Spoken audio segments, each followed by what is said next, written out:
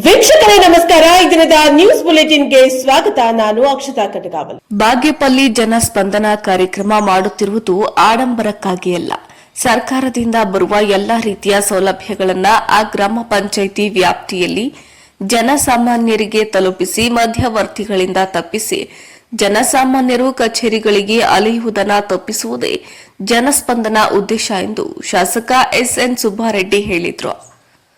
ಅವರು ಬಾಗೇಪಲ್ಲಿ ವಿಧಾನಸಭಾ ಕ್ಷೇತ್ರದ ಕಂದಾಯ ಇಲಾಖೆ ಹಾಗೂ ತಾಲೂಕು ಪಂಚಾಯಿತಿ ಸಂಯುಕ್ತ ಆಶ್ರಯದಲ್ಲಿ ಗೂಳೂರು ಹೋಬಳಿ ತಿಮ್ಮಪಲ್ಲಿ ಪ್ರೌಢಶಾಲಾ ಆವರಣದಲ್ಲಿ ಆಯೋಜಿಸಲಾಗಿದ್ದ ಕಾರ್ಯಕ್ರಮ ಉದ್ಘಾಟಿಸಿ ಮಾತನಾಡಿದ ಅವರು, ಜನಸಾಮಾನ್ಯರು ತಮ್ಮ ಸಮಸ್ಯೆಗಳ ಬಗ್ಗೆ ಕಚೇರಿಗೆ ಹೋಗಿ ಬರುವುದು ತುಂಬಾ ಕಷ್ಟದ ಕೆಲಸ. ಆ ಹಿನ್ನೆಲೆಯಲ್ಲಿ ನಮ್ಮ ಸರ್ಕಾರ ಜನಸ್ಪಂದನ ಕಾರ್ಯಕ್ರಮ ಆಯೋಜನೆ ಮಾಡಲಾಗಿದ್ದು, ಈ ಹಿನ್ನೆಲೆ ವಿಧಾನಸಭಾ ಕ್ಷೇತ್ರದ ಪ್ರತಿ ಗ್ರಾಮ ಪಂಚಾಯಿತಿ ವ್ಯಾಪ್ತಿಯಲ್ಲಿ ಜನಸ್ಪಂದನ ಕಾರ್ಯಕ್ರಮವನ್ನು ನಡೆಸಿಕೊಂಡು ಬರುತ್ತಿದ್ದೇವೆ ಎಂದು ತಿಳಿಸಿದರು. ಇನ್ನು ತಾಲೂಕು ದಂಡಾಧಿಕಾರಿ ಮನೀಷಾ ಪತ್ರಿ ಎನ್ ಮಾತನಾಡಿದ್ದು, ಕಾರ್ಯಕ್ರಮದ ಉದ್ದೇಶ ನಿಮ್ಮ ಸಮಸ್ಯೆಗಳನ್ನು ಆಲಿಸಿ ನೇರವಾಗಿ ನಿಮ್ಮ ಮನೆಯ ಬಾಗಿಲಿಗೆ ತಲುಪಿಸುವುದೇ ಜನಸ್ಪಂದನದ ಉದ್ದೇಶ ಎಂದು ತಿಳಿಸಿದರು. ಇನ್ನು ತಾಲೂಕು ಮಟ್ಟದಲ್ಲಿ ಬರುವ ಸಮಸ್ಯೆಗಳಿಗೆ ಅಲ್ಲಿಯೇ ಪರಿಹಾರ ಒದಗಿಸಲಾಗುವುದು. ಅಲ್ಲಿಯೇ ಹಾಗೂ ಆಗದಿದ್ರೆ ಅಲ್ಲಿಯ ಪರಿಹಾರ ಮಾಡುತ್ತೇವೆ, ಇಲ್ಲದಿದ್ರೆ ಮೇಲಿನ ಅಧಿಕಾರಿಗಳಿಗೆ ಮಾಹಿತಿ ನೀಡಿ ಅದಕ್ಕೆ ಪರಿಹಾರ ನೀಡುವ ಕ್ರಮಕ್ಕೆ ಮುಂದಾಗುತ್ತದೆ. ಯಾರೇ ಮಧ್ಯವರ್ತಿಗಳು ಇಲ್ಲದೆ ನೇರವಾಗಿ ಮನೆ ಬಾಗಿಲಿಗೆ ಬಂದು ನಿಮ್ಮ ಸಮಸ್ಯೆಗಳನ್ನು ತಿಳಿದು ಮಾಹಿತಿ ಪಡೆದುಕೊಂಡು ಜನಸ್ಪಂದನ ಮುಖಾಂತರ ಪರಿಹಾರ ನೀಡುವುದೇ ಮುಖ್ಯ ಉದ್ದೇಶ. ಇದನ್ನು ಸಾರ್ವಜನಿಕರು ಸದ್ಬಳಕೆ ಮಾಡಿಕೊಳ್ಳಬೇಕು. ತಮ್ಮ ಮನೆಗೆ ಬಂದಾಗ ಸಮಸ್ಯೆಗಳ ಬಗ್ಗೆ ಸಂಪೂರ್ಣವಾಗಿ ವಿವರವನ್ನ ನೀಡಿ. ಜಿಲ್ಲಾ ಪಂಚಾಯಿತಿ ಉಪ ಕಾರ್ಯದರ್ಶಿ ಅತಿಕ್ ಪಾಷಾರವರು ಮಾತನಾಡಿದ್ದು, ಇಡೀ ರಾಜ್ಯ ಅತ್ಯಂತ ಅಚ್ಚುಕಟ್ಟಾಗಿ ಜನಸ್ಪಂದನ ಕಾರ್ಯಕ್ರಮವನ್ನ ನಿರ್ವಹಣೆ ಮಾಡಿಕೊಂಡು ಬರುತ್ತಿದ್ದು ನಿಜಕ್ಕೂ ಶ್ಲಾಘನೀಯ. ಈ ಭಾಗದ ಶಾಸಕರಾದ ಎಸ್ಎನ್ ಸುಬ್ಬಾರೆಡ್ಡಿ ಅವರು ನೇರವಾಗಿ ಜನಸ್ಪಂದನ ಕಾರ್ಯಕ್ರಮದಲ್ಲಿ ಭಾಗವಹಿಸಿ ಜನರ ಎಲ್ಲಾ ಸಮಸ್ಯೆಗಳ ಬಗ್ಗೆ ಮಾಹಿತಿ ಪಡೆದು ಸಾಧ್ಯವಾದರೆ ಅಲ್ಲಿಯ ಸಮಸ್ಯೆಗಳಿಗೆ ಪರಿಹಾರ ನೀಡಿ, ಉಳಿದಂತೆ ಅಧಿಕಾರಿಗಳನ್ನ ಪರಿಶೀಲನೆ ಮಾಡಿ ಸಂಬಂಧಪಟ್ಟ ಸಮಸ್ಯೆಗಳಿಗೆ ಪರಿಹಾರ ನೀಡುತ್ತಿರುವುದು ನಿಜಕ್ಕೂ ಅವರನ್ನ ಅಭಿನಂದಿಸುತ್ತೇವೆ. ಈ ಸಂದರ್ಭದಲ್ಲಿ ತಾಲೂಕು ಪಂಚಾಯಿತಿ ಸಿಒ ರಮೇಶ್, ಜಿಲ್ಲಾ ಕಾಂಗ್ರೆಸ್ ಪ್ರಧಾನ ಕಾರ್ಯದರ್ಶಿ ಶಂಕರೆಡ್ಡಿ, ಮಾಜಿ ತಾಲೂಕು ಪಂಚಾಯಿತಿ ಮಾಜಿ ಅಧ್ಯಕ್ಷ ರಮೇಶ್, ಡಾಕ್ಟರ್ ಸತ್ಯನಾರಾಯಣ ರೆಡ್ಡಿ, ಶಿಕ್ಷಣ ಇಲಾಖೆ ಕ್ಷೇತ್ರಾಧಿಕಾರಿ ವೆಂಕಟೇಶ್, ಕೈಗಾರಿಕೆ ಇಲಾಖೆ ವಿಸ್ತರಣಾಧಿಕಾರಿ ಬಾಬು, ತಿಮ್ಮಂಪಲ್ಲಿ ಗ್ರಾಮ ಪಂಚಾಯಿತಿ ಅಧ್ಯಕ್ಷೆ ರಮಣಮ್ಮ, ಪಿಡಿಒ ಕಾಂತಲಕ್ಷ್ಮ, ಸಾವಿರಾರು ಸಾರ್ವಜನಿಕರು ಭಾಗವಹಿಸಿದ್ರು. ವರದಿ ರವೀಂದ್ರ, ಪ್ರಜಾಪವರ್, ಬಾಗೇಪಲ್ಲಿ. ಅಂತಂದ್ರೆ ನಾವು ಕೆಲವೊಂದು ಅಂಶಗಳನ್ನ ನಾವು ನಮ್ಮ ಮನಸ್ಸಿನಲ್ಲಿ ಇಟ್ಕೊಳ್ಬೇಕು. ಜನಸ್ಪಂದನ ಕಾರ್ಯಕ್ರಮನ ಏನಕ್ಕೆ ಮಾಡ್ತಾರೆ, ಯಾಕೆ ಇದನ್ನ ಈ ಒಂದು ಗ್ರಾಮ ಪಂಚಾಯಿತಿ ಮಟ್ಟಕ್ಕೆ ಬಂದು ಮಾಡೋದು ಅಂತಂದ್ಬಿಟ್ಟು ಇದು ಸರ್ಕಾರದ ಕಾರ್ಯಕ್ರಮ ಆಗಿರುತ್ತೆ. ಜನಸ್ಪಂದನದಲ್ಲಿ 3 ಮುಖ್ಯ ಉದ್ದೇಶ ಇರುತ್ತೆ. ಒಂದು ಬಂದು ನಿಮಗೆ ನೇರವಾಗಿ ಯಾವ್ಯಾವ ಸಮಸ್ಯೆ ಇರುತ್ತೆ ಆ ಸಮಸ್ಯೆನ ನಾವು ಆಲಿಸಿ ಅದಕ್ಕೆ ಪರಿಹಾರವನ್ನ ನಿಮ್ಮ ಮನೆ ಬಾಗಿಲಿಗೆ ಬಂದು ನಾವು ತಲುಪಿಸುವಂತಹ ಒಂದು ಕಾರ್ಯಕ್ರಮ ಜನಸ್ಪಂದನ. ಎರಡನೇದು, ಒಂದು ಕಾಲಘಟ್ಟ ಅಂತ ಇರುತ್ತೆ. ಕೆಲವೊಂದೊಂದು ಸಮಸ್ಯೆಗಳಿಗೆ ನಾವು ಒಂದಿನದಲ್ಲೇ ನಾವು ಅದಕ್ಕೆ ಪರಿಹಾರ ಕೊಡ್ಬೋದು.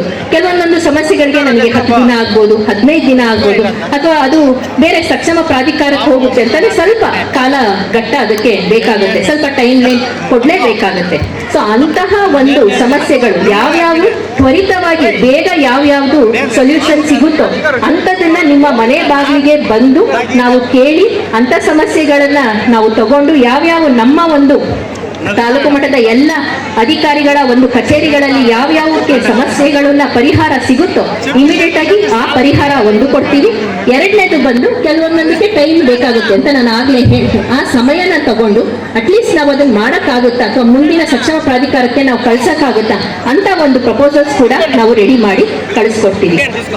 ಮೂರನೇದು ಬಂದು ಜನಸ್ಪಂದನದಲ್ಲಿ ಕೆಲವೊಂದು ಜನಕ್ಕೆ ಅರಿವೇ ಇರೋದಿಲ್ಲ.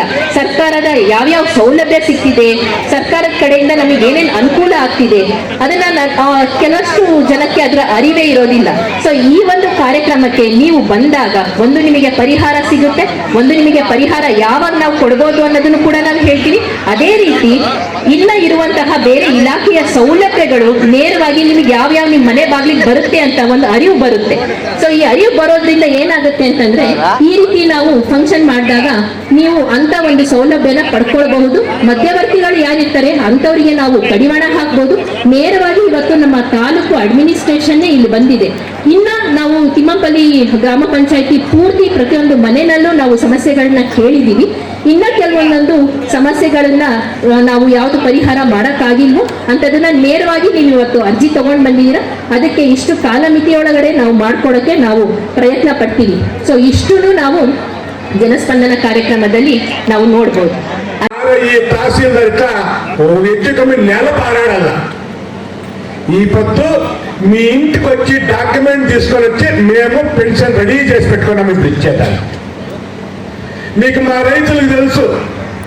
ಬಾಗೇಪಲ್ಲಿ ಜನಸ್ಪಂದನ ಕಾರ್ಯಕ್ರಮ ಮಾಡುತ್ತಿರುವುದು ಆಡಂಬರಕ್ಕಾಗಿ ಅಲ್ಲ.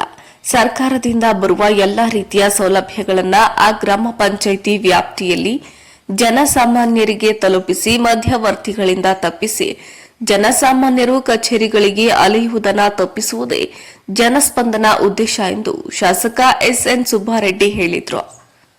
ಅವರು ಬಾಗೇಪಲ್ಲಿ ವಿಧಾನಸಭಾ ಕ್ಷೇತ್ರದ ಕಂದಾಯ ಇಲಾಖೆ ಹಾಗೂ ತಾಲೂಕು ಪಂಚಾಯಿತಿ ಸಂಯುಕ್ತ ಆಶ್ರಯದಲ್ಲಿ ಗೂಳೂರು ಹೋಬಳಿ ತಿಮ್ಮಪಲ್ಲಿ ಪ್ರೌಢಶಾಲಾ ಆವರಣದಲ್ಲಿ ಆಯೋಜಿಸಲಾಗಿದ್ದ ಕಾರ್ಯಕ್ರಮ ಉದ್ಘಾಟಿಸಿ ಮಾತನಾಡಿದ ಅವರು, ಜನಸಾಮಾನ್ಯರು ತಮ್ಮ ಸಮಸ್ಯೆಗಳ ಬಗ್ಗೆ ಕಚೇರಿಗೆ ಹೋಗಿ ಬರುವುದು ತುಂಬಾ ಕಷ್ಟದ ಕೆಲಸ. ಆ ಹಿನ್ನೆಲೆಯಲ್ಲಿ ನಮ್ಮ ಸರ್ಕಾರ ಜನಸ್ಪಂದನ ಕಾರ್ಯಕ್ರಮ ಆಯೋಜನೆ ಮಾಡಲಾಗಿತ್ತು. ಈ ಹಿನ್ನೆಲೆ ವಿಧಾನಸಭಾ ಕ್ಷೇತ್ರದ ಪ್ರತಿ ಗ್ರಾಮ ಪಂಚಾಯಿತಿ ವ್ಯಾಪ್ತಿಯಲ್ಲಿ ಜನಸ್ಪಂದನ ಕಾರ್ಯಕ್ರಮವನ್ನು ನಡೆಸಿಕೊಂಡು ಬರುತ್ತಿದ್ದೇವೆ ಎಂದು ತಿಳಿಸಿದರು. ಇನ್ನು ತಾಲೂಕು ದಂಡಾಧಿಕಾರಿ ಮನೀಷಾ ಪತ್ರಿ ಎನ್ ಮಾತನಾಡಿದ್ದು, ಕಾರ್ಯಕ್ರಮದ ಉದ್ದೇಶ ನಿಮ್ಮ ಸಮಸ್ಯೆಗಳನ್ನು ಆಲಿಸಿ ನೇರವಾಗಿ ನಿಮ್ಮ ಮನೆಯ ಬಾಗಿಲಿಗೆ ತಲುಪಿಸುವುದೇ ಜನಸ್ಪಂದನದ ಉದ್ದೇಶ ಎಂದು ತಿಳಿಸಿದರು. ಇನ್ನು ತಾಲೂಕು ಮಟ್ಟದಲ್ಲಿ ಬರುವ ಸಮಸ್ಯೆಗಳಿಗೆ ಅಲ್ಲಿಯೇ ಪರಿಹಾರ ಒದಗಿಸಲಾಗುವುದು. ಅಲ್ಲಿಯೇ ಹಾಗೂ ಆಗದಿದ್ರೆ ಅಲ್ಲಿಯ ಪರಿಹಾರ ಮಾಡುತ್ತೇವೆ, ಇಲ್ಲದಿದ್ರೆ ಮೇಲಿನ ಅಧಿಕಾರಿಗಳಿಗೆ ಮಾಹಿತಿ ನೀಡಿ ಅದಕ್ಕೆ ಪರಿಹಾರ ನೀಡುವ ಕ್ರಮಕ್ಕೆ ಮುಂದಾಗುತ್ತದೆ. ಯಾರೇ ಮಧ್ಯವರ್ತಿಗಳು ಇಲ್ಲದೆ ನೇರವಾಗಿ ಮನೆ ಬಾಗಿಲಿಗೆ ಬಂದು ನಿಮ್ಮ ಸಮಸ್ಯೆಗಳನ್ನು ತಿಳಿದು ಮಾಹಿತಿ ಪಡೆದುಕೊಂಡು ಜನಸ್ಪಂದನ ಮುಖಾಂತರ ಪರಿಹಾರ ನೀಡುವುದೇ ಮುಖ್ಯ ಉದ್ದೇಶ. ಇದನ್ನು ಸಾರ್ವಜನಿಕರು ಸದ್ಬಳಕೆ ಮಾಡಿಕೊಳ್ಳಬೇಕು. ತಮ್ಮ ಮನೆಗೆ ಬಂದಾಗ ಸಮಸ್ಯೆಗಳ ಬಗ್ಗೆ ಸಂಪೂರ್ಣವಾಗಿ ವಿವರವನ್ನ ನೀಡಿ. ಜಿಲ್ಲಾ ಪಂಚಾಯಿತಿ ಉಪ ಕಾರ್ಯದರ್ಶಿ ಅತಿಕ್ ಪಾಷಾರವರು ಮಾತನಾಡಿದ್ದು, ಇಡೀ ರಾಜ್ಯ ಅತ್ಯಂತ ಅಚ್ಚುಕಟ್ಟಾಗಿ ಜನಸ್ಪಂದನ ಕಾರ್ಯಕ್ರಮವನ್ನು ನಿರ್ವಹಣೆ ಮಾಡಿಕೊಂಡು ಬರುತ್ತಿದ್ದು ನಿಜಕ್ಕೂ ಶ್ಲಾಘನೀಯ. ಈ ಭಾಗದ ಶಾಸಕರಾದ ಎಸ್ಎನ್ ಸುಬ್ಬಾರೆಡ್ಡಿ ಅವರು ನೇರವಾಗಿ ಜನಸ್ಪಂದನ ಕಾರ್ಯಕ್ರಮದಲ್ಲಿ ಭಾಗವಹಿಸಿ ಜನರ ಎಲ್ಲಾ ಸಮಸ್ಯೆಗಳ ಬಗ್ಗೆ ಮಾಹಿತಿ ಪಡೆದು ಸಾಧ್ಯವಾದರೆ ಅಲ್ಲಿಯ ಸಮಸ್ಯೆಗಳಿಗೆ ಪರಿಹಾರ ನೀಡಿ ಉಳಿದಂತೆ ಅಧಿಕಾರಿಗಳನ್ನ ಪರಿಶೀಲನೆ ಮಾಡಿ ಸಂಬಂಧಪಟ್ಟ ಸಮಸ್ಯೆಗಳಿಗೆ ಪರಿಹಾರ ನೀಡುತ್ತಿರುವುದು ನಿಜಕ್ಕೂ ಅವರನ್ನ ಅಭಿನಂದಿಸುತ್ತೇವೆ. ಈ ಸಂದರ್ಭದಲ್ಲಿ ತಾಲೂಕು ಪಂಚಾಯಿತಿ ಸಿಒ ರಮೇಶ್, ಜಿಲ್ಲಾ ಕಾಂಗ್ರೆಸ್ ಪ್ರಧಾನ ಕಾರ್ಯದರ್ಶಿ ಶಂಕರೆಡ್ಡಿ, ಮಾಜಿ ತಾಲೂಕು ಪಂಚಾಯಿತಿ ಮಾಜಿ ಅಧ್ಯಕ್ಷ ರಮೇಶ್, ಡಾಕ್ಟರ್ ಸತ್ಯನಾರಾಯಣ ರೆಡ್ಡಿ, ಶಿಕ್ಷಣ ಇಲಾಖೆ ಕ್ಷೇತ್ರಾಧಿಕಾರಿ ವೆಂಕಟೇಶ್, ಕೈಗಾರಿಕೆ ಇಲಾಖೆ ವಿಸ್ತರಣಾಧಿಕಾರಿ ಬಾಬು, ತಿಮ್ಮಂಪಲ್ಲಿ ಗ್ರಾಮ ಪಂಚಾಯಿತಿ ಅಧ್ಯಕ್ಷೆ ರಮಣಮ್ಮ, ಪಿಡಿಒ ಕಾಂತಲಕ್ಷ್ಮ, ಸಾವಿರಾರು ಸಾರ್ವಜನಿಕರು ಭಾಗವಹಿಸಿದ್ರು. ವರದಿ ರವೀಂದ್ರ, ಪ್ರಜಾಪವರ್, ಬಾಗೇಪಲ್ಲಿ. ಅಂತಂದ್ರೆ ನಾವು ಕೆಲವೊಂದು ಅಂಶಗಳನ್ನ ನಾವು ನಮ್ಮ ಮನಸ್ಸಿನಲ್ಲಿ ಇಟ್ಕೊಳ್ಬೇಕು. ಜನಸ್ಪಂದನ ಕಾರ್ಯಕ್ರಮನ ಏನಕ್ಕೆ ಮಾಡ್ತಾರೆ, ಯಾಕೆ ಇದನ್ನ ಈ ಒಂದು ಗ್ರಾಮ ಪಂಚಾಯಿತಿ ಮಟ್ಟಕ್ಕೆ ಬಂದು ಮಾಡೋದು ಅಂತಂದ್ಬಿಟ್ಟು ಇದು ಸರ್ಕಾರದ ಕಾರ್ಯಕ್ರಮ ಆಗಿರುತ್ತೆ. ಜನಸ್ಪಂದನದಲ್ಲಿ 3 ಮುಖ್ಯ ಉದ್ದೇಶ ಇರುತ್ತೆ. ಒಂದು ಬಂದು ನಿಮಗೆ ನೇರವಾಗಿ ಯಾವ್ಯಾವ ಸಮಸ್ಯೆ ಇರುತ್ತೆ ಆ ಸಮಸ್ಯೆನ ನಾವು ಆಲಿಸಿ ಅದಕ್ಕೆ ಪರಿಹಾರವನ್ನ ನಿಮ್ಮ ಮನೆ ಬಾಗಿಲಿಗೆ ಬಂದು ನಾವು ತಲುಪಿಸುವಂತಹ ಒಂದು ಕಾರ್ಯಕ್ರಮ ಜನಸ್ಪರ್ಧ. ಎರಡನೇದು, ಒಂದು ಕಾಲಘಟ್ಟ ಅಂತ ಇರುತ್ತೆ. ಕೆಲವೊಂದೊಂದು ಸಮಸ್ಯೆಗಳಿಗೆ ನಾವು ಒಂದಿನದಲ್ಲೇ ನಾವು ಅದಕ್ಕೆ ಪರಿಹಾರ ಕೊಡ್ಬೋದು. ಕೆಲವೊಂದೊಂದು ಸಮಸ್ಯೆಗಳಿಗೆ ನನಗೆ 10 ದಿನ ಆಗ್ಬೋದು, 15 ದಿನ ಆಗ್ಬೋದು, ಅಥವಾ ಅದು ಬೇರೆ ಸಕ್ಷಮ ಪ್ರಾಧಿಕಾರಕ್ಕೆ ಹೋಗುತ್ತೆ ಅಂತಂದ್ರೆ ಸ್ವಲ್ಪ ಕಾಲಘಟ್ಟ ಅದಕ್ಕೆ ಬೇಕಾಗುತ್ತೆ, ಸ್ವಲ್ಪ ಟೈಮ್ ಲೈನ್ ಕೊಡ್ಲೇಬೇಕಾಗುತ್ತೆ. ಸೊ ಅಂತಹ ಒಂದು ಸಮಸ್ಯೆಗಳು ಯಾವ್ಯಾವ ತ್ವರಿತವಾಗಿ ಬೇಗ ಯಾವ್ಯಾವ್ದು ಸೊಲ್ಯೂಷನ್ ಸಿಗುತ್ತೋ ಅಂಥದನ್ನ ನಿಮ್ಮ ಮನೆ ಬಾಗಿಲಿಗೆ ಬಂದು ನಾವು ಕೇಳಿ ಅಂತ ಸಮಸ್ಯೆಗಳನ್ನ ನಾವು ತಗೊಂಡು ಯಾವ್ಯಾವ ನಮ್ಮ ಒಂದು ತಾಲೂಕು ಮಟ್ಟದ ಎಲ್ಲ ಅಧಿಕಾರಿಗಳ ಒಂದು ಕಚೇರಿಗಳಲ್ಲಿ ಯಾವ್ಯಾವಕ್ಕೆ ಸಮಸ್ಯೆಗಳನ್ನ ಪರಿಹಾರ ಸಿಗುತ್ತೋ ಇಮಿಡಿಯೇಟ್ ಆಗಿ ಆ ಪರಿಹಾರ ಒಂದು ಕೊಡ್ತೀವಿ. ಎರಡನೇದು ಬಂದು ಕೆಲವೊಂದೊಂದಕ್ಕೆ ಟೈಮ್ ಬೇಕಾಗುತ್ತೆ ಅಂತ ನಾನು ಆಗ್ಲೇ ಹೇಳ್ತೀನಿ. ಆ ಸಮಯನ ತಗೊಂಡು ಅಟ್ಲೀಸ್ಟ್ ನಾವು ಅದನ್ನ ಮಾಡಕ್ಕಾಗುತ್ತಾ ಅಥವಾ ಮುಂದಿನ ಸಕ್ಷಮ ಪ್ರಾಧಿಕಾರಕ್ಕೆ ನಾವು ಕಳ್ಸಕ್ಕಾಗುತ್ತಾ ಅಂತ ಒಂದು ಪ್ರಪೋಸಲ್ಸ್ ಕೂಡ ನಾವು ರೆಡಿ ಮಾಡಿ ಕಳಿಸ್ಕೊಡ್ತೀವಿ. ಮೂರನೇದು ಬಂದು ಜನಸ್ಪಂದನದಲ್ಲಿ ಕೆಲವೊಂದು ಜನಕ್ಕೆ ಅರಿವೇ ಇರೋದಿಲ್ಲ. ಸರ್ಕಾರದ ಯಾವ್ಯಾವ ಸೌಲಭ್ಯ ಸಿಗ್ತಿದೆ, ಸರ್ಕಾರದ ಕಡೆಯಿಂದ ನಮಗೆ ಏನೇನು ಅನುಕೂಲ ಆಗ್ತಿದೆ ಅದನ್ನ ಕೆಲವಷ್ಟು ಜನಕ್ಕೆ ಅದರ ಅರಿವೇ ಇರೋದಿಲ್ಲ. ಸೊ ಈ ಒಂದು ಕಾರ್ಯಕ್ರಮಕ್ಕೆ ನೀವು ಬಂದಾಗ ಒಂದು ನಿಮಗೆ ಪರಿಹಾರ ಸಿಗುತ್ತೆ, ಒಂದು ನಿಮಗೆ ಪರಿಹಾರ ಯಾವಾಗ ನಾವು ಕೊಡ್ಬೋದು ಅನ್ನೋದನ್ನು ಕೂಡ ನಾನು ಹೇಳ್ತೀನಿ. ಅದೇ ರೀತಿ ಇಲ್ಲ ಇರುವಂತಹ ಬೇರೆ ಇಲಾಖೆಯ ಸೌಲಭ್ಯಗಳು ನೇರವಾಗಿ ನಿಮಗೆ ಯಾವ್ಯಾವ ನಿಮ್ಮ ಮನೆ ಬಾಗಿಲಿಗೆ ಬರುತ್ತೆ ಅಂತ ಒಂದು ಅರಿವು ಬರುತ್ತೆ. ಸೊ ಈ ಅರಿವು ಬರೋದ್ರಿಂದ ಏನಾಗುತ್ತೆ ಅಂತಂದ್ರೆ ಈ ರೀತಿ ನಾವು ಫಂಕ್ಷನ್ ಮಾಡಿದಾಗ ನೀವು ಅಂತ ಒಂದು ಸೌಲಭ್ಯನ ಪಡ್ಕೊಳ್ಬಹುದು. ಮಧ್ಯವರ್ತಿಗಳು ಯಾರಿರ್ತಾರೆ ಅಂತವರಿಗೆ ನಾವು ಕಡಿವಾಣ ಹಾಕ್ಬೋದು. ನೇರವಾಗಿ ಇವತ್ತು ನಮ್ಮ ತಾಲೂಕು ಅಡ್ಮಿನಿಸ್ಟ್ರೇಷನ್ ಇಲ್ಲಿ ಬಂದಿದೆ. ಇನ್ನ ನಾವು ತಿಮ್ಮಪಲ್ಲಿ ಗ್ರಾಮ ಪಂಚಾಯತಿ ಪೂರ್ತಿ ಪ್ರತಿಯೊಂದು ಮನೆಯಲ್ಲೂ ನಾವು ಸಮಸ್ಯೆಗಳನ್ನ ಕೇಳಿದೀವಿ. ಇನ್ನ ಕೆಲವೊಂದೊಂದು ಸಮಸ್ಯೆಗಳನ್ನ ನಾವು ಯಾವ್ದು ಪರಿಹಾರ ಮಾಡಕ್ಕಾಗಿಲ್ವೋ ಅಂತದನ್ನ ನೇರವಾಗಿ ನೀವು ಇವತ್ತು ಅರ್ಜಿ ತಗೊಂಡ್ ಬಂದಿದ್ದೀರಾ. ಅದಕ್ಕೆ ಇಷ್ಟು ಕಾಲಮಿತಿಯೊಳಗಡೆ ನಾವು ಮಾಡ್ಕೊಡಕ್ಕೆ ನಾವು ಪ್ರಯತ್ನ. ವಿಭಾಗ ಮಟ್ಟದ ವಿವಿಧ ಸ್ಪರ್ಧೆಗಳಿಗೆ ವಿದ್ಯಾರ್ಥಿಗಳ ಆಯ್ಕೆ. ಚಿಂತಾಮಣಿ ನಗರದ ಸರ್ಕಾರಿ ಮಹಿಳಾ ಕಾಲೇಜಿನ ವಿದ್ಯಾರ್ಥಿನಿಯರು ಹಾಗೂ ಹಲವು ಯುವಕರು ವಿಭಾಗ ಮಟ್ಟದ ವಿವಿಧ ಸ್ಪರ್ಧೆಗಳಿಗೆ ಆಯ್ಕೆಯಾಗಿದ್ದು, ಈ ಸ್ಪರ್ಧೆಗಳು ಸೆಪ್ಟೆಂಬರ್ 12, 13ರಂದು ತುಮಕೂರಿನಲ್ಲಿ ನಡೆಯಲಿದ್ದು, ಆ ಸ್ಪರ್ಧೆಯಲ್ಲಿ ಭಾಗವಹಿಸುತ್ತಿರುವ ಈ ಹಿನ್ನೆಲೆಯಲ್ಲಿ ನಗರದ ಕೆಎಸ್ಆರ್ಟಿಸಿ ಬಸ್ ನಿಲ್ದಾಣದ ಬಳಿ ರಾಷ್ಟ್ರೀಯ ಪ್ರಶಸ್ತಿ ವಿಜೇತ ಆರ್.ಡಿ. ಮಂಜುನಾಥ್ ಅವರು ವಿದ್ಯಾರ್ಥಿಗಳಿಗೆ ಶುಭ ಹಾರೈಸುತ್ತಾ ವಿಭಾಗ ಮಟ್ಟದ ಎಲ್ಲಾ ಸ್ಪರ್ಧೆಗಳಲ್ಲಿ ವಿಜೇತರಾಗುವ ಮೂಲಕ ತಾಲೂಕಿಗೆ ಹಾಗೂ ಜಿಲ್ಲೆಗೆ ಕೀರ್ತಿ ತರುವಂತೆ ಹೇಳಿ ಆಯ್ಕೆಯಾದ ಎಲ್ಲರಿಗೂ ಒಳ್ಳೆಯದಾಗಲಿ ಎಂದು ಹಾರೈಸಿದರು. ವರದಿ Ravikumar, news bureau, Prajapower TV, Chintamani.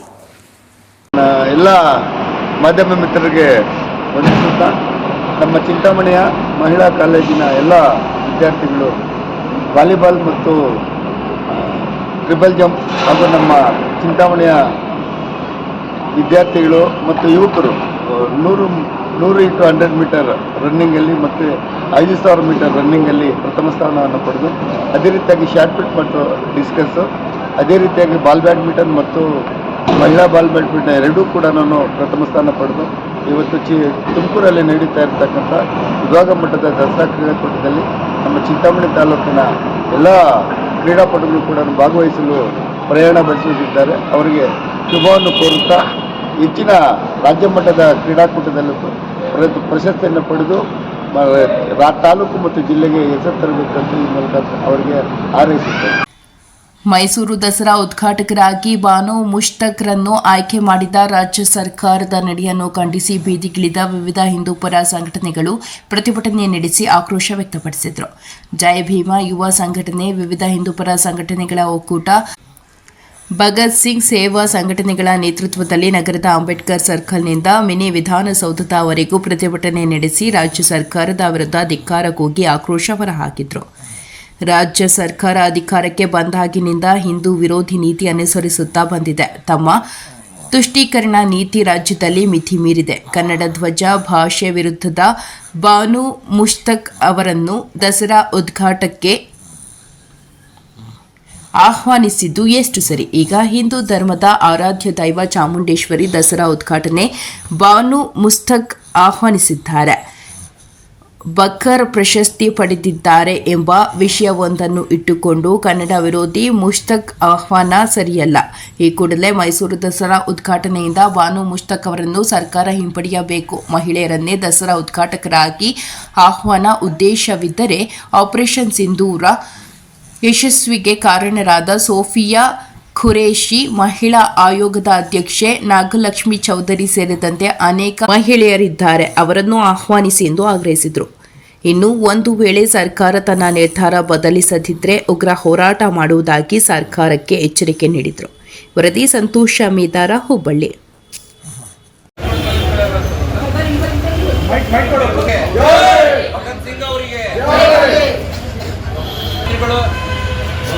ನಮ್ಮ ನಾಡಿನ ಜನರ ಭಾವನೆಗೆ ಧಕ್ಕೆ ತಂದಿರುವಂಥ ಹಾಗೂ ನಮ್ಮ ಹಿಂದೂ ಧರ್ಮದ ಶ್ರದ್ಧಾ ಭಾವನೆಗೆ ಧಕ್ಕೆ ತಂದಿರುವಂಥ ಹಿಂದೂ ಧರ್ಮದ ದೊಡ್ಡ ಹಬ್ಬ ಅಂತ ಹೇಳ್ಬೋದು ಇದು. ದಸರಾ ಹಬ್ಬದ ಪ್ರತಿಯು ಕಳಿಂಗ ಯುದ್ಧದಲ್ಲಿ ನಡೆದಂಥ ಸಾವು ತ್ಯಜಿಸಿ ನಮ್ಮ ಬೌದ್ಧ ಧರ್ಮವನ್ನು ಸ್ವೀಕಾರ ಮಾಡಿ ಬೌದ್ಧ ಧರ್ಮದ ಚಕ್ರವನ್ನ ಅನುಮೋದನೆ ಮಾಡಿದ್ದು ಇದೇ ದಸರಾ ಹಬ್ಬದ ದಿನ. ಮತ್ತು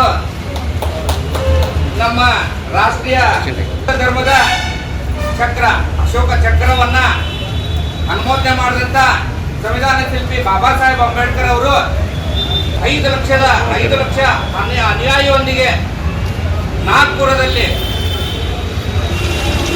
ಬೌದ್ಧ ಧರ್ಮವನ್ನ ಸ್ವೀಕಾರ ಮಾಡಿ ಈ ದಸರಾ ಹಬ್ಬದ ದಿನ. ಆದ ಕಾರಣ ಮಾನ್ಯ ಮುಖ್ಯಮಂತ್ರಿಗಳೇ, ನೀವು ಯಾರನ್ನ ಆಹ್ವಾನ ಮಾಡಿ ನಾಡ ಹಬ್ಬ ದಸರಾ ಹಬ್ಬಕ್ಕೆ ಮಾನ್ಯ ಮುಖ್ಯಮಂತ್ರಿಗಳು ಬಾನು ಮುಸ್ತಾಕ್ ಅವರಿಗೆ ಆಹ್ವಾನಿಸಿದ್ದು ಅತ್ಯಂತ ಖಂಡನೀಯ. ಯಾಕಂದರೆ ನಮ್ಮ ನಾಡ ಹಬ್ಬ ದಸರಾ ಹಬ್ಬದ ಬಗ್ಗೆ ನಮ್ಮ ಭಾರತೀಯ ನಮ್ಮ ಹಿಂದೂ ಧರ್ಮದ ಸಂಸ್ಕಾರ ಪರಂಪರೆಯ ಬಗ್ಗೆ ಏನೂ ಅರಿವೇ ಇಲ್ಲ. ಅಂಥವ್ರನ್ನ ಆಹ್ವಾನ ಮಾಡಿದ್ದು ಅತ್ಯಂತ ಖಂಡನೀಯ.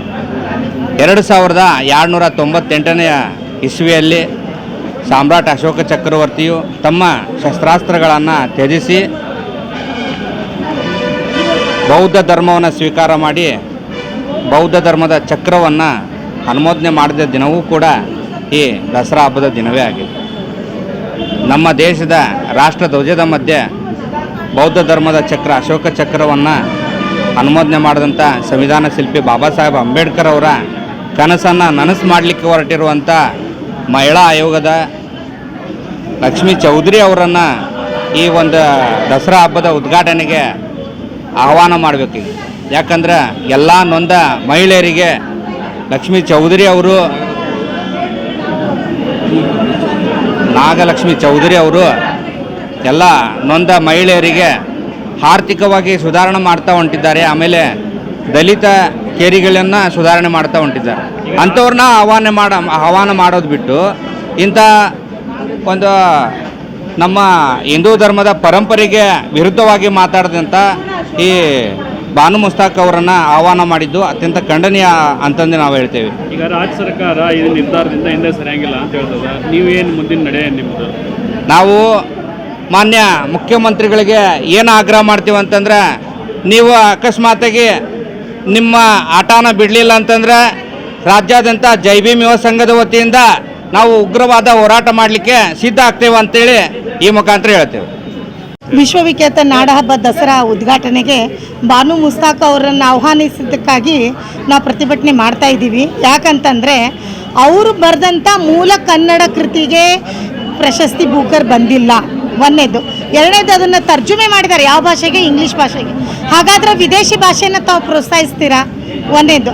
ನಾನು ಸಹಿತ ಒಂದು ಸಾಹಿತಿ ಮಹಿಳೆಯಾಗಿ ಯಾಕೆ ವಿರೋಧ ಮಾಡ್ತಾ ಇದ್ದೀನಿ ಅಂತಂದರೆ, ಒಬ್ಬ ಪ್ರಜ್ಞಾವಂತರಿರ್ತಾರೆ ಸಾಹಿತಿಗಳಂದರೆ. ಬಾನು ಮುಸ್ತಾಕ್ ಅವರು ಏನು ಮಾಡಿದ್ದಾರೆ ಅಂದರೆ, ನಮ್ಮ ಒಂದು ಅರಿಶಿಣ ಕುಂಕುಮ ಕಲರದು ನಮ್ಮ ಕರ್ನಾಟಕದ ಕನ್ನಡ ನಾಡು, ನೆಲ ಜಲ ಭಾಷೆಯ ಒಂದು ಬಂಗಾರದ ನಾಡು, ಚಿನ್ನದ ಬೀಡು, ಗಂಧದ ನಾಡು ಅಂತ ಕರೆಸ್ಕೊತಕ್ಕಂಥ ನಮ್ಮ ಒಂದು ಕನ್ನಡ ನಾಡಿನ ಹೆಮ್ಮೆಯ ಪ್ರತೀಕವಾದಂಥದ್ದು ಏನು ತಾಯಿ ಭುವನೇಶ್ವರಿಯ ಒಂದು ಪ್ರತೀಕವಾಗಿರ್ತಕ್ಕಂಥ ಒಂದು ಧ್ವಜವನ್ನು ಅವರು ಪ್ರಶ್ನಿಸಿದ್ದಾರೆ. ಅದು ಯಾಕೆ ಅದು ಒಂದು ಅರಿಶಿಣ ಕುಂಕುಮ ಕಲರ್ ಆಗಿದೆ ಅಂಥೇಳಿ. ಹೀಗೆ ನಮ್ಮ ಒಂದು ಸನಾತನ ಸಂಸ್ಕೃತಿಯನ್ನು ಪ್ರಶ್ನಿಸಿದಾರಲ್ಲ, ನಾವು ಪ್ರಶ್ನಿಸ್ತೀವಿ. ಅದನ್ನು ಪ್ರಶ್ನಿಸಿದಂಥ ಅವರಿಗೆ ನಮ್ಮ ನಾಡ ಹಬ್ಬ ದಸರಾ ಸನಾತನ ಸಂಸ್ಕೃತಿಯ ಪ್ರತೀಕ, ಅದು ಪರಂಪರೆ ಪ್ರತೀಕ. ನನ್ನ ದೃಷ್ಟಿ ಒಳಗೆ ತಾಯಿ ಭುವನೇಶ್ವರಿ ಬೇರೆ ಅಲ್ಲ, ಚಾಮುಂಡೇಶ್ವರಿ ಬೇರೆ ಅಲ್ಲ. ಎರಡೂ ದುರ್ಗೆ ಆದಾಗ ಭುವನೇಶ್ವರಿ ಚಾಮುಂಡೇಶ್ವರಿ ಆಗಿದ್ದಾಳ ಅನ್ನೋದು ನನ್ನ ಒಂದು ಅಭಿಪ್ರಾಯ ಮತ್ತು ನನ್ನ ಅನಿಸಿಕೆ ಅದು. ಯಾಕಂದರೆ ಎರಡು ದೇವಿ ಅವತಾರನೆ. ಇಂಥವನ್ನ ಅವರು ಉದ್ಘಾಟನೆ ಮಾಡೋಕ್ಕೆ ಬರ್ತಿದ್ದಾರೆ ಮತ್ತು ರಾಜ್ಯ ಸರ್ಕಾರ ಏಕಪಕ್ಷೀಯವಾಗಿ ನಿರ್ಧಾರ ತೆಗೆದುಕೊಂಡು ಅವ್ರಿಗೆ ಆಹ್ವಾನಿಸಿದೆ ಅಂತಂದರೆ, ನಾನಂತೂ ಯಾವ ಜಾತಿ ಮತ್ತು ಪಂಥದ ವಿರೋಧಿ ಅಲ್ಲ ಮತ್ತು ನಮ್ಮದು ಸರ್ವ ಜನಾಂಗದ ಶಾಂತಿಯ ತೋಟ ಅಂತ ಹೇಳ್ತಾ ಇದ್ದೀನಿ. ನನ್ನ ಅಭಿಪ್ರಾಯ ಏನಂದರೆ, ಒಂದು ವರ್ಗವನ್ನು ತುಷ್ಟೀಕರಣ ಮಾಡೋದಿದ್ದರೆ ತಾವು ಇಡೀ ಕನ್ನಡ ನಾಡಿನ ಜನಪ್ರತಿನಿಧಿಯಾಗಿ ತಾವು ಆಹ್ವಾನಿಸುವುದು ಕರ್ನಲ್ ಸೋಫಿಯಾ ಖುರೇಶಿ ಅವ್ರನ್ನ ಆಹ್ವಾನಿಸಬೇಕು. ಯಾಕಂತಂದರೆ ಅವರು ಇಡೀ ಒಂದು ವಿಶ್ವಕ್ಕೆ ಒಂದು ಹೆಮ್ಮೆಯ ಮಗಳು. ಇಡೀ ಬರೀ ಒಂದು ಭಾರತ ದೇಶವನ್ನು ಅಷ್ಟೇ ಅಲ್ಲ, ನಮ್ಮ ಕರ್ನಾಟಕವನ್ನೇ ಮರಳಿ ಮಾಡಿದಕ್ಕಂಥ ಆಪರೇಷನ್ ಸಿಂಧೂರದ ರೂವಾರಿ ಮತ್ತು ಅವರು ಪಾಕಿಸ್ತಾನ ನೆಲದಲ್ಲಿ ಹೊಡೆದು ಬಂದಂಥ ಒಬ್ಬ ಧೀರ ಮಹಿಳೆ, ವೀರ ಮಹಿಳೆ. ಅವರು ಇದನ್ನು ಉದ್ಘಾಟನೆ ಮಾಡಲಿಕ್ಕೆ ನನ್ನ ಪ್ರಕಾರವಾಗಿ ಅಗದಿ ಯೋಗ್ಯ ಮಹಿಳೆ ಅಂತ ಹೇಳಿ ನನ್ನ ಅನಿಸಿಕೆ.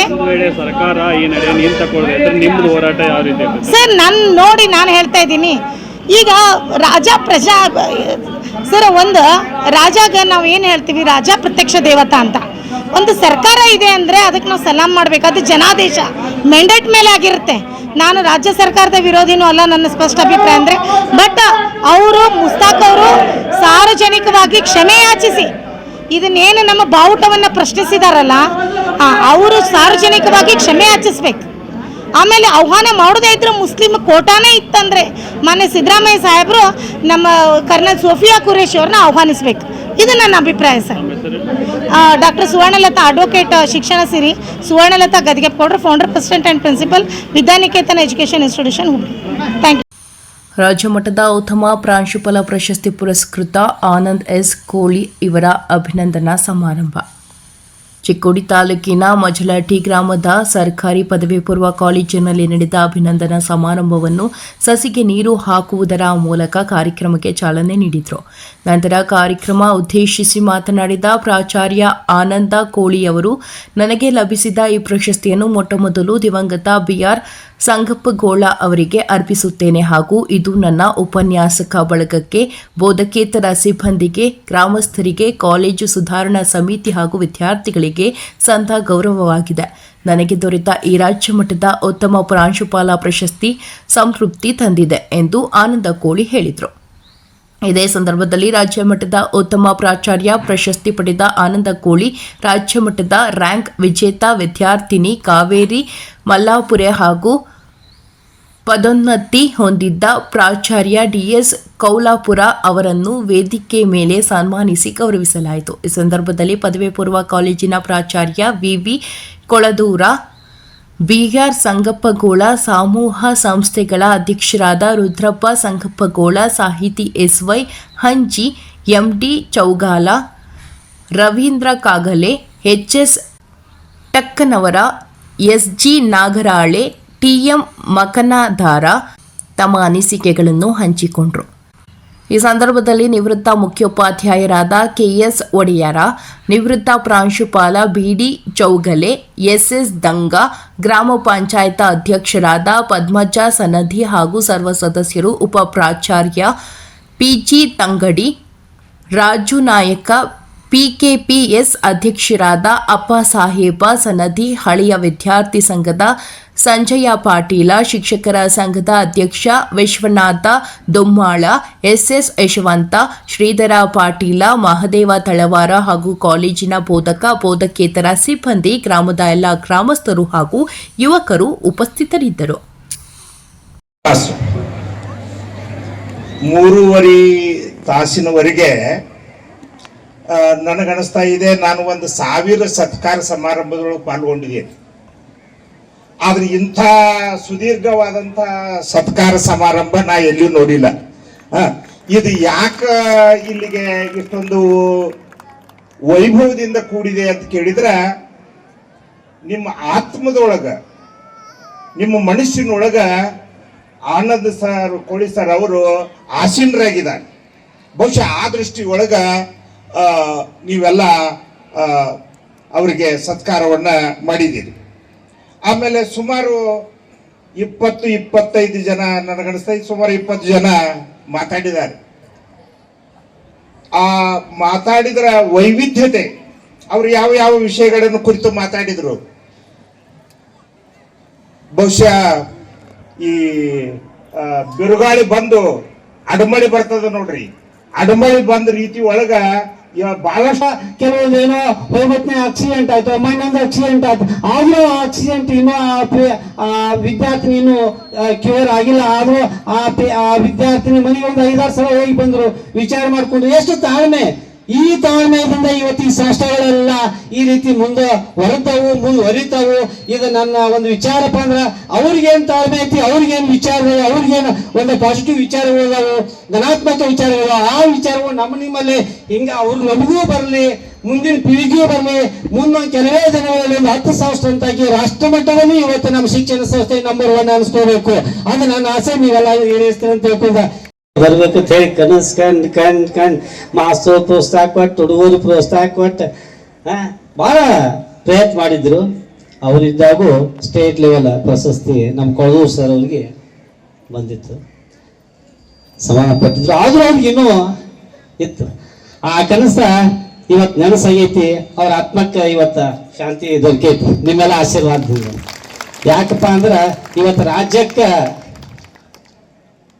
ಶ್ರೇಷ್ಠ ಉತ್ತಮ ಎಲ್ಲ ಸರ್ಕಾರಿ ಸಂಯುಕ್ತ ಪದವಿ ಪೂರ್ವ ಮಹಾವಿದ್ಯಾಲಯ ನಮ್ಮ ಕಾಲೇಜಿನ ಪ್ರಾಂಶುಪಾಲರಾದ ಆನಂದ್ ಕೋಲಿ ಸರ್ ಅವರು ಅತ್ಯುತ್ತಮ ಪ್ರಾಚಾರ್ಯರು, ಅತ್ಯುತ್ತಮ ಪ್ರಾಂಶುಪಾಲರಿಂದ ಇವತ್ತು ಪ್ರಶಸ್ತಿ ಪಡ್ಕೊಂಡ. ನಾವು ಯಾವ ರೀತಿ ಇದನ್ನ ಹೇಳಕ್ ಹೋದ್ರು ಇಲ್ಲಿ ತನಕ ಎಲ್ಲ ಹೇಳಿದ್ರು, ಇನ್ನು ಬಾಳ್ಕೋತ ಹೇಳಿದ್ರೆ ಸರಿ ಅನಿಸೋದಿಲ್ಲ.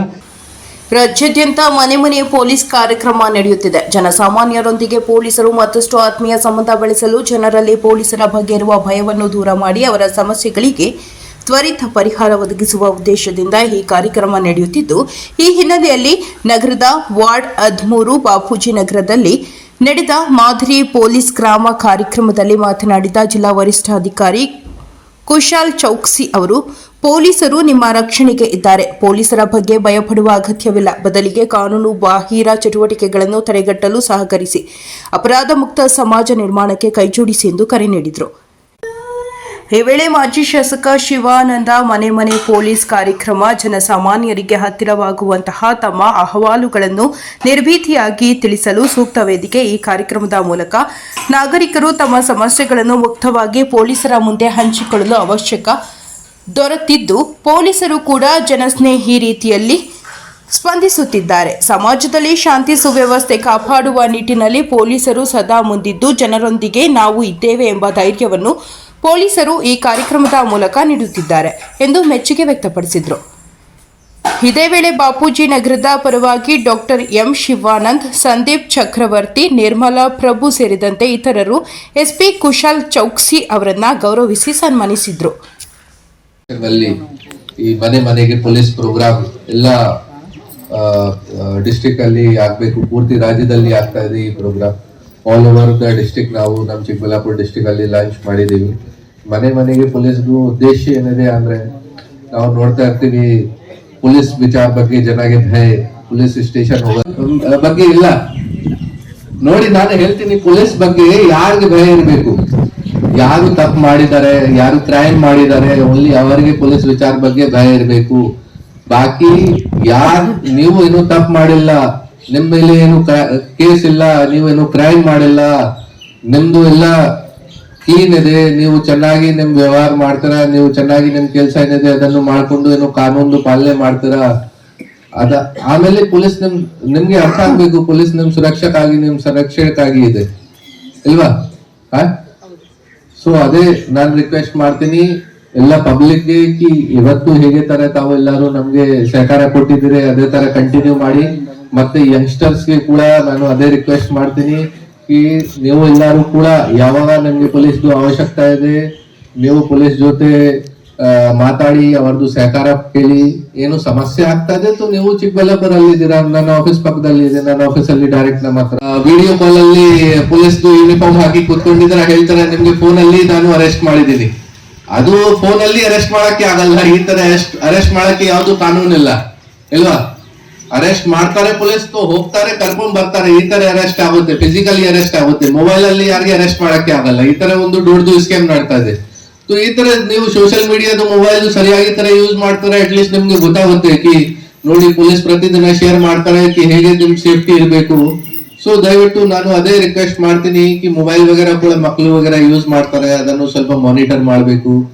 ಈಗ ನೋಡಿ ಓನ್ಲಿ ಮಕ್ಕಳು ಇಲ್ಲ, ಯಂಗ್ಸ್ಟರ್ಸ್ ಇಲ್ಲ, ದೊಡ್ಡದವರು ಕೂಡ ಮೊಬೈಲ್ ಅಲ್ಲಿ ಏನೇನ್ ಇದು ಗ್ಯಾಮ್ಲಿಂಗ್ ವಗೇರಾ ಏನೇನ್ ಆಗ್ತಾ ಇದೆ ಅದು ಸ್ವಲ್ಪ ಮಾಡ್ತಾ ಇದಾರೆ.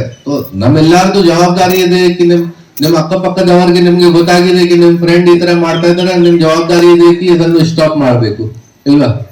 ಅದೇ ತರ ಪಾಕ್ಸೋದು ಸಮಸ್ಯೆ ಇದೆ, ಬಾಲ್ಯ ವಿವಾಹ ಸಮಸ್ಯೆ ಇದೆ. ನೋಡಿ ಟೌನ್ ಅಲ್ಲಿ ಇಲ್ಲ, ಬಟ್ ಎಲ್ಲಾರು ನಾವು ಹಳ್ಳಿ ಕಡೆಯಿಂದ ಬಂದು ಇಲ್ಲಿ ಶಿಫ್ಟ್ ಆಗಿದ್ದೀವಿ. ಸುಮಾರು ಜನ ಹಳ್ಳಿ ಕಡೆಯಿಂದ ಬಂದು ಶಿಫ್ಟ್ ಆಗಿದ್ದಾರೆ. ಅವರಿಗೆ ಗೊತ್ತು ಅಲ್ಲಿ ಏನ್ ಮಾಡ್ತಾ ಇದೆ. ಅಥವಾ ಪಾಕ್ಸೋ ಕೇಸಸ್ ಅಲ್ಲಿ, ಪಾಕ್ಸೋ ಕೇಸ್ ಅಂದ್ರೆ 18 ಕಡಿಮೆ ಏಜ್ ಮಕ್ಕಳ ಮೇಲೆ ಏನು ಲೈಂಗಿಕ ದೌರ್ಜನ್ಯ ಆಗಿದೆ, ಅದು ಪಾಕ್ಸೋ ಕೇಸ್. ಪಾಕ್ಸೋ ಕೇಸ್ ಅಲ್ಲಿ ಎಷ್ಟು ಜನದ ಭವಿಷ್ಯ ಖರಾಬ್ ಆಗ್ತದೆ. ಯಾಕೆ ಮೊಬೈಲ್ ಮಾತಾಡ್ತಾರೆ, ಆಮೇಲೆ ಗೊತ್ತಾಗಿಲ್ಲ ಅವರು ಹೇಗೆ ಮಿಸ್ಗೈಡ್ ಆಗಿ ಅವ್ರದ್ದು ಭವಿಷ್ಯ ಖರಾಬ್ ಆಗ್ತಾ ಇದೆ. ಸೊ ಇದು ಎಲ್ಲ ವಿಚಾರ ಏನಿದೆ ಅದು ಎಲ್ಲ ನಮ್ಗೆ ಮೊದ್ಲಿಂದ ಗೊತ್ತಾಗುತ್ತೆ. ಎಲ್ಲ ಸ್ಟಾಪ್ ಮಾಡಕ್ಕೆ ಆಗುತ್ತೆ, ತಡೆ ಮಾಡಕ್ಕೆ ಆಗುತ್ತೆ, ಕಂಟ್ರೋಲ್ ಮಾಡಕ್ಕೆ ಆಗುತ್ತೆ. ಸೊ ತಮ್ಮೆಲ್ಲರ ಜೊತೆ ನಾವು ಅದೇ ಸಹಕಾರ ಕೇಳ್ತೀವಿ ಕಿ ಹೇಗೆ ತರ ಇದನ್ನು ಮಾದರಿ ಮಾಡ್ಬೇಕು ನಿಮ್ ವಾರ್ಡ್ಗೆ ಕಿ ತಮ್ಮೆಲ್ಲರಿಗೂ ಸಹಕಾರ ಫಸ್ಟ್ ನಮ್ಗೆ ಸಿಗ್ಬೇಕು ಇಲ್ವಾ. ಸಿಗುತ್ತೆ ಸಹಕಾರ? ಸರ್ಕಾರ ಆದೇಶ ಮಾಡಿದೆ, ಪೊಲೀಸ್ನವರಂದ್ರೆ ಭಯ ಹೋಗ್ಬೇಕು. ನಮ್ಮ ಮನೆಯ ಒಂದು ಹಿರಿಯರು ಅಂತ ನಮ್ಮ ಕಷ್ಟ ಹೇಳ್ಕೊಳ್ಬೇಕು ಅಂತ ಈ ಒಂದು ಕಾರ್ಯಕ್ರಮನ ಆಯೋಜಿಸಿದ್ದಾರೆ.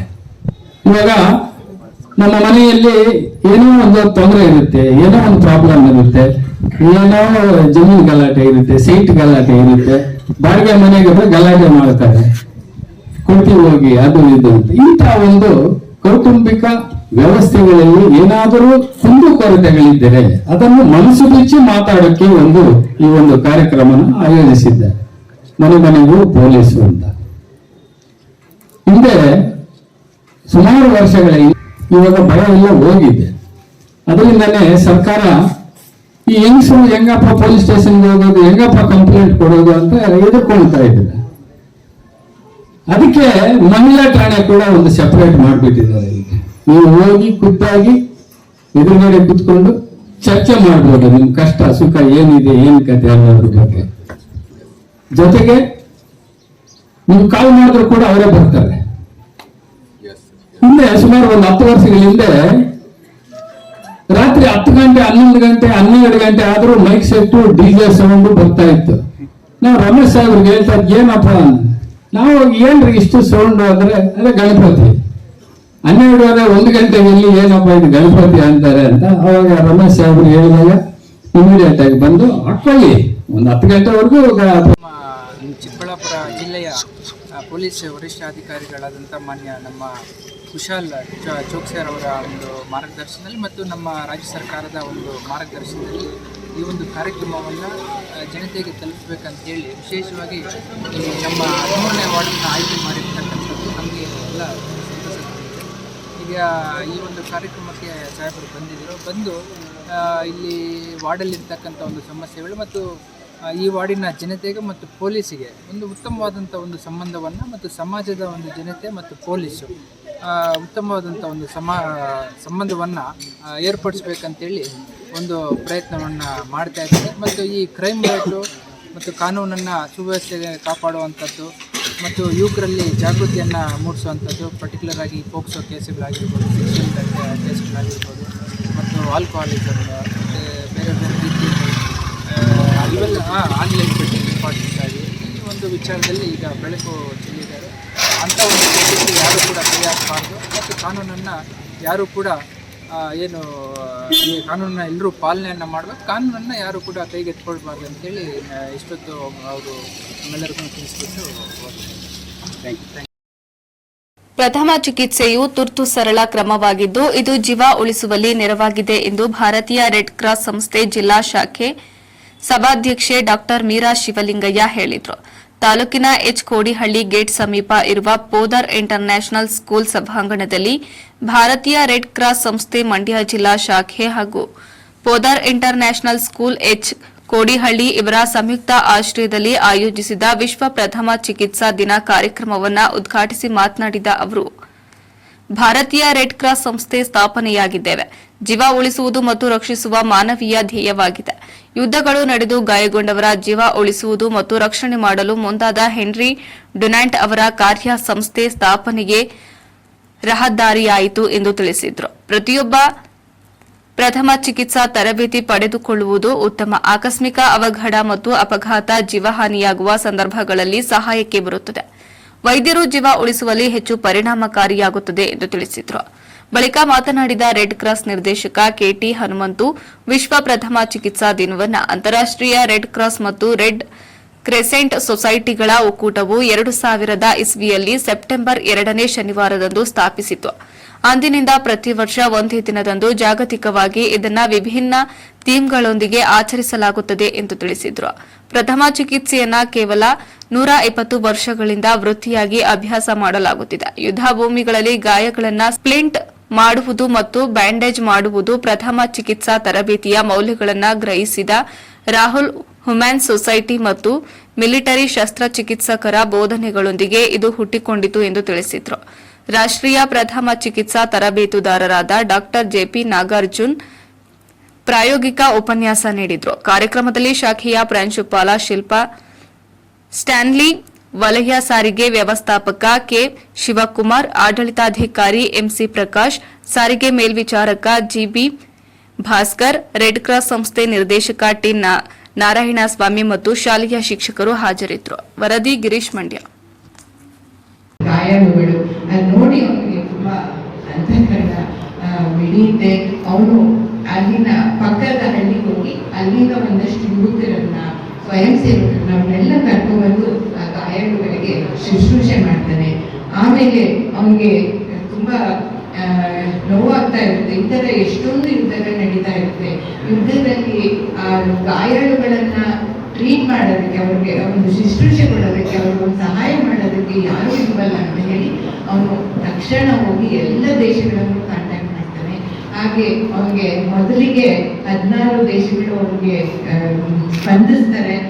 ಸ್ವಿಟ್ಜರ್ಲೆಂಡ್ ನಲ್ಲಿ ಅವನು ಎಲ್ಲರನ್ನೂ ಒಂದು ಸಮ್ಮೇಳನ ಕರೆದು ಅದು ಕೊನೆಗೆ ಎಲ್ಲರಿಗೂ ಅವನು ಹೇಳಿ, ಸೊ 1864 ಆಗಸ್ಟ್ 12ರಲ್ಲಿ ಎಲ್ಲ ಒಂದು ದೇಶದವರು ಒಂದು ಒಪ್ಪಂದ ಮಾಡ್ಕೊಳ್ತಾರೆ.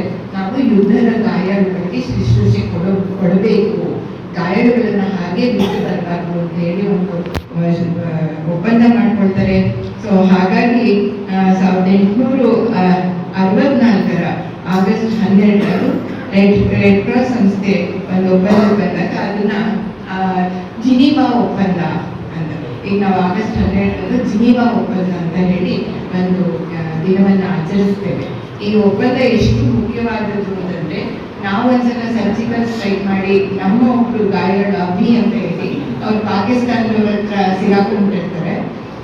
ಈ ಒಂದು ರೆಡ್ ಕ್ರಾಸ್ ಒಪ್ಪಂದದಲ್ಲಿ ಗಾಯಗೊಂಡ ಸೈನಿಕರನ್ನ ಹಾಗೂ ಶರಣಾಗತರಾದ ಸೇನಾ ತುಕಡಿಗಳ ಮೇಲೆ ಆಕ್ರಮಣ ಮಾಡಬಾರದು, ಅವರನ್ನ ಅವರ ದೇಶಕ್ಕೆ ಕಳಿಸ್ಬೇಕು ಅಂತ ಒಂದು ಒಪ್ಪಂದ ಇದೆ.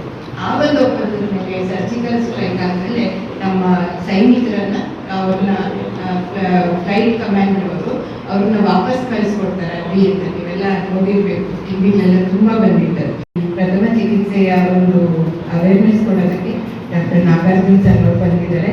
ಅದು ನಿಜಕ್ಕೂ ತುಂಬಾ ಒಳ್ಳೆಯ ಒಂದು ವಿಚಾರಗಳು ಅವ್ರು ಹೇಳುವಂಥದ್ದು.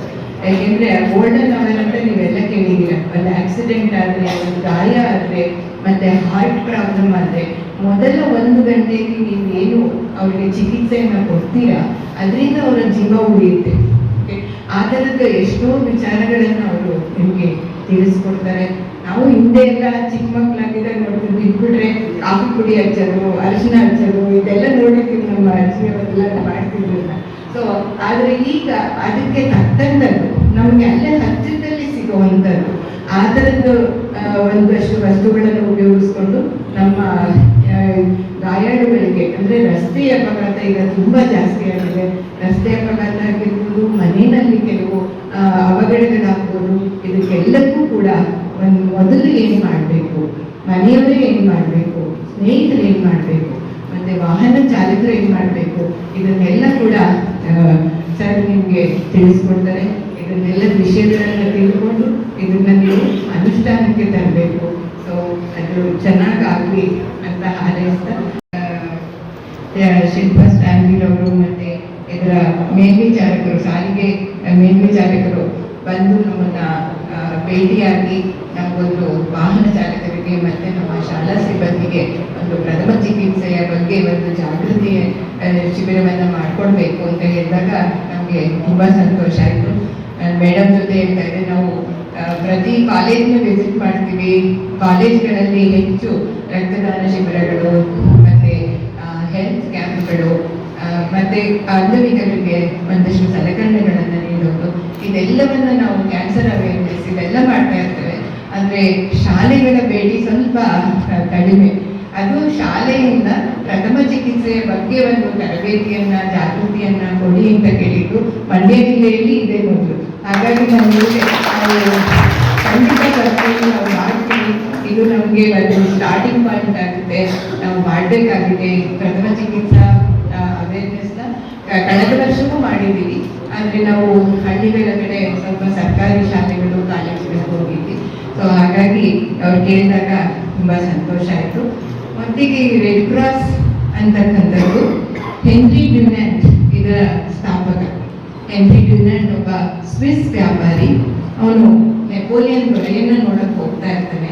ಅವಾಗ ಅಲ್ಲಿ ಸಲ್ಫಾರಿನೋ ಅನ್ನೋ ಕಡೆ ಒಂದು ಯುದ್ಧ ನಡೆದಿರುತ್ತೆ. ಯುದ್ಧ ನಡೆದು ಸಾಯಂಕಾಲ ಆಗಿರುತ್ತೆ, ಎಲ್ಲ ಯುದ್ಧ ನಿಲ್ಲಿಸಿ ಮನೆಗೆ ಹೋಗಿರ್ತಾರೆ. ಆದರೆ ಅಲ್ಲಿದ್ದಂತಹ ಗಾಯಾಳುಗಳನ್ನ ಯಾರೂ ಕೇರ್ ಮಾಡಿರಲ್ಲ. ತುಂಬಾ ಅವರು ವಿಷ ಆಹಾರ ಸೇವಿಸಿ ವಿದ್ಯಾರ್ಥಿಗಳು ಅಸ್ವಸ್ಥ ಪ್ರಕರಣ ತಾಲೂಕು ಆಸ್ಪತ್ರೆಗೆ ಎಂಎಲ್ಸಿ ಪ್ರಕಾಶ ಭೇಟಿ. ವಿದ್ಯಾರ್ಥಿಗಳ ಆರೋಗ್ಯ ವಿಚಾರಣೆ. ಹೌದು, ಚಿಕ್ಕೋಡಿ ಹಿರೇಕೋಡಿ ಗ್ರಾಮದ ಮೊರಾರ್ಜಿ ವಸತಿ ಶಾಲೆಯಲ್ಲಿ ಬೆಳಗಿನ ಉಪಹಾರ ಸೇವಿಸಿ 50ಕ್ಕೂ ಹೆಚ್ಚು ವಿದ್ಯಾರ್ಥಿಗಳು ಅಸ್ವಸ್ಥವಾದ ಹಿನ್ನೆಲೆ ಚಿಕ್ಕೋಡಿ ತಾಲೂಕು ಆಸ್ಪತ್ರೆಗೆ ಪರಿಷತ್ ಸದಸ್ಯ ಪ್ರಕಾಶ ಹುಕ್ಕೇರಿ ಭೇಟಿ ನೀಡಿ ಚಿಕಿತ್ಸೆ ಪಡೆಯುತ್ತಿರುವ ವಿದ್ಯಾರ್ಥಿಗಳ ಆರೋಗ್ಯ ವಿಚಾರಿಸಿದ್ದಾರೆ. ಈ ಸಂದರ್ಭದಲ್ಲಿ ನಾನಿದ್ದೀನಿ, ಹೆದರಬೇಡಿ ಎಂದು ವಿದ್ಯಾರ್ಥಿಗಳಿಗೆ ಪ್ರಕಾಶ ಹುಕ್ಕೇರಿ ಧೈರ್ಯ ತುಂಬಿದ್ದಾರೆ. ಔಷಧಿ ಇದೆಯಾ, ಹೊರಗಿನಿಂದ ತರಿಸಬೇಕಾ ಎಂದು ವೈದ್ಯರನ್ನ ಕೇಳಿ ಪ್ರಕಾಶ್ ಹುಕ್ಕೇರಿ ಮಾನವೀಯತೆಯನ್ನ ಮೆರೆದಿದ್ದಾರೆ.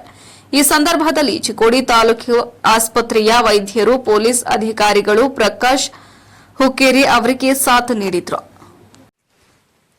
ಎಚ್ಎಸ್ಆರ್ ಬ್ಲಾಕ್ ಕಾಂಗ್ರೆಸ್ ವ್ಯಾಪ್ತಿಯಲ್ಲಿ ಬರುವಂತ ಮಂಗಮ್ಮನ ಪಾಳ್ಯ ವಾರ್ಡ್ನ ಅಯ್ಯಪ್ಪ ದೇವಸ್ಥಾನದ ಹತ್ತಿರ ಬಂಡೆಪಾಳ್ಯ ಶ್ರೀ ವಿನಾಯಕ ಗೆಳೆಯರ ಬಳಗದ ವತಿಯಿಂದ ಆಯೋಜಿಸಲಾಗಿದ್ದ 3ನೇ ವರ್ಷದ ಗಣೇಶ ವಾರ್ಷಿಕೋತ್ಸವದಲ್ಲಿ ಪಾಲ್ಗೊಂಡು ದೇವರಿಗೆ ಪೂಜೆಯನ್ನ ಸಲ್ಲಿಸಲಾಯಿತು.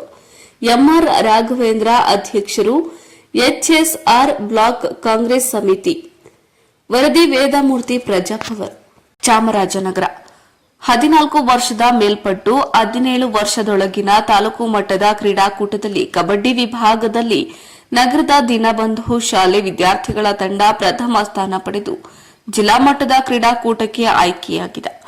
ಮೈದಾನದಲ್ಲಿ ಜಿಲ್ಲಾಡಳಿತ, ಜಿಲ್ಲಾ ಪಂಚಾಯತ್, ಕ್ಷೇತ್ರ ಶಿಕ್ಷಣಾಧಿಕಾರಿಗಳ ಕಚೇರಿ, ಶಾಲಾ ಶಿಕ್ಷಣ ಇಲಾಖೆ ವತಿಯಿಂದ ತಾಲೂಕು ಮಟ್ಟದ ಕ್ರೀಡಾಕೂಟದಲ್ಲಿ ನಗರದ ದೀನಬಂಧು ಶಾಲೆಯ ಬಾಲಕರ ತಂಡ ಭಾಗವಹಿಸಿ ಪ್ರಥಮ ಸ್ಥಾನ ಪಡೆದು ತಾಲೂಕಿಗೆ, ಶಾಲೆಗೆ ಕೀರ್ತಿ ತಂದಿದೆ.